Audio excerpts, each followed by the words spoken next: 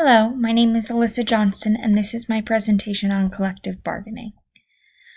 At CTEC, collective bargaining looks a little bit different than any of the other schools that I reviewed. We do not have two separate agreements for certified and classified staff. Our certified staff does have a union and does have a negotiated agreement, and we apply raises in healthcare to all employees based on that negotiated agreement. So even classified staff and administration get those benefits. And we address more specific things in our employee handbook, as well as our board policy.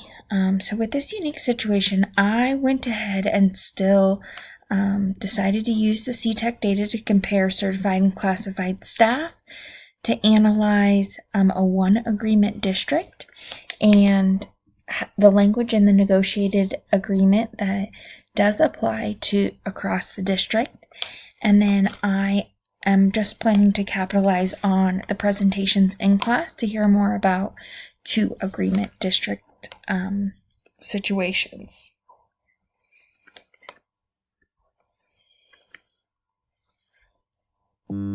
So for employment, we do have an employment section in the negotiated agreement. It discusses that a vacancy shall be any existing or newly created position in a bargaining unit. So we are specifically talking about in the negotiated agreement if a vacancy occurs in a certified licensed position.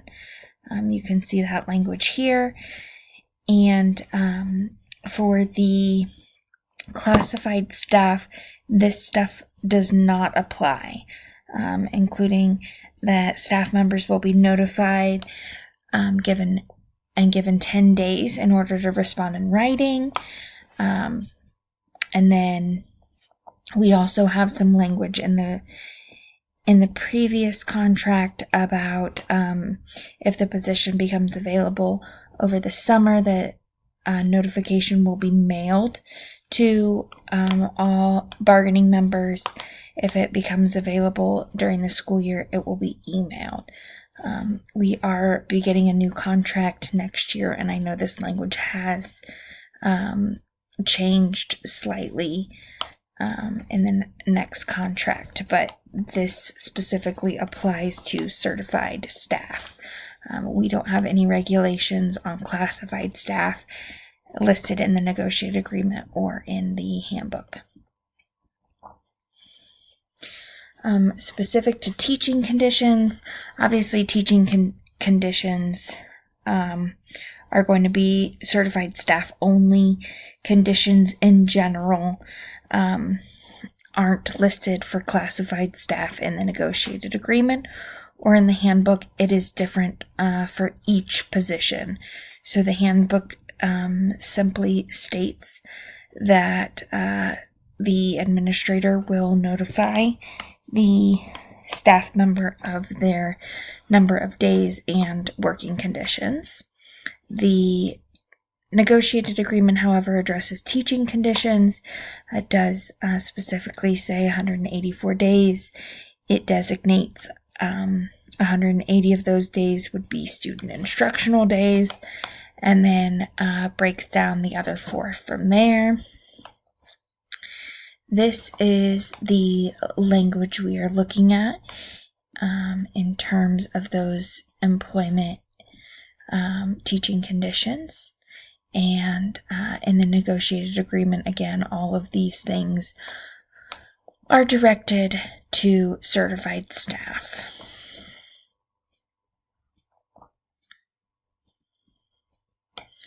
When talking about transfers, I pulled this from the handbook. Responsibility for the assignment and or transfer of instructional support personnel shall be vested in the superintendent, subject to the approval of the Board of Education. So that's the language written in the handbook. In the negotiated agreement, it is very similar language. And then transfers may be made in a position affected by the reduction in force program after the position has been offered to all properly certified licensed teachers on the recall list. So this does apply to both certified and classified staff. You do have the certified licensed teachers part there in the second paragraph. Discipline. Again, I did pull this from the both. This is in the negotiated agreement and in the handbook, and it does apply across the board to certified, classified, and administrators. It addresses that all employees are expected to abide by all laws, local ordinances, and board policies, work rules, and district and building regulations. Violations of any of these shall be regarded as cause for disciplinary action. Employees may be disciplined for violating board policies and procedures, administrative guidelines, and work rules and regulations. So it does discuss that. Also, the district will make necessary referrals to law enforcement in cases where the law may be violated. In the negotiated agreement and the handbook, at both places, it breaks down non-teaching employees versus teaching employees and what that discipline looks like from there. And then it does specifically address down below what board policies would cover discipline in those situations. The evaluation process. So both our certified and classified staff get evaluated each year following the same guidelines. So it addresses teaching faculty, their evaluations do get submitted into OTES. Principals and administrators, obviously OPES. And then our classified staff is going to follow a similar rubric and be evaluated. However, it does not get reported to ODE. And we are pretty serious about if their contract is up for renewal, completing the same amount of observations, so they will have the same cycle of observations that a teacher would have and follow similar rubrics. If they're on a continuing contract, which classified staff can get in the district, they would follow similar processes and procedures as a teacher on a continuing contract. So that addresses the evaluation process. Personnel who are in a contract renewal year shall be evaluated with recommendation for employment provided to the superintendent by May 10th of each year. So again, our district applies this concept to both certified and classified staff, and there are your board items that address that.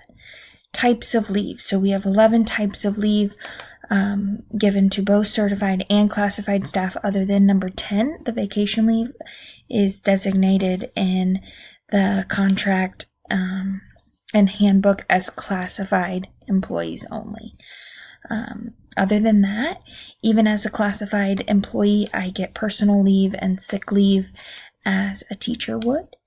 And then I also get vacation days based on the length that I've been with the district.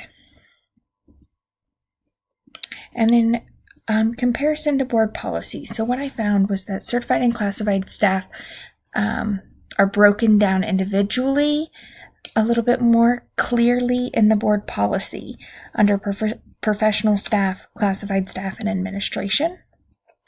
Policies are left very general. However, board policy language is either identical to what is listed in the negotiated agreement or is oftentimes more broad than the negotiated agreement and employee handbook.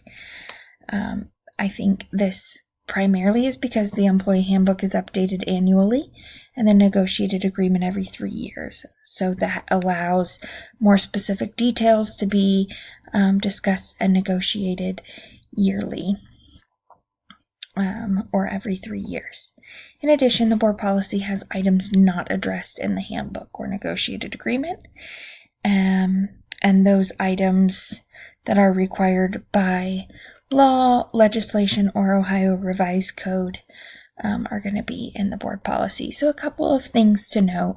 I did find through this process out a lot about interest-based bargaining, and that is something that CTEC has used through the last few negotiations.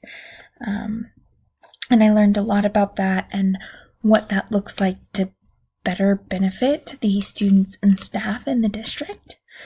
It seems to have worked well in our district, but I don't have a lot of information on what it looks like in other districts.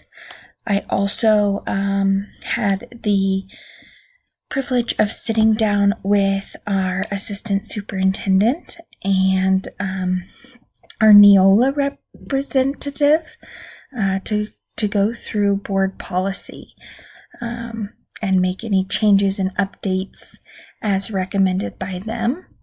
And just kind of seeing that process and how broad we try to keep our board policy language.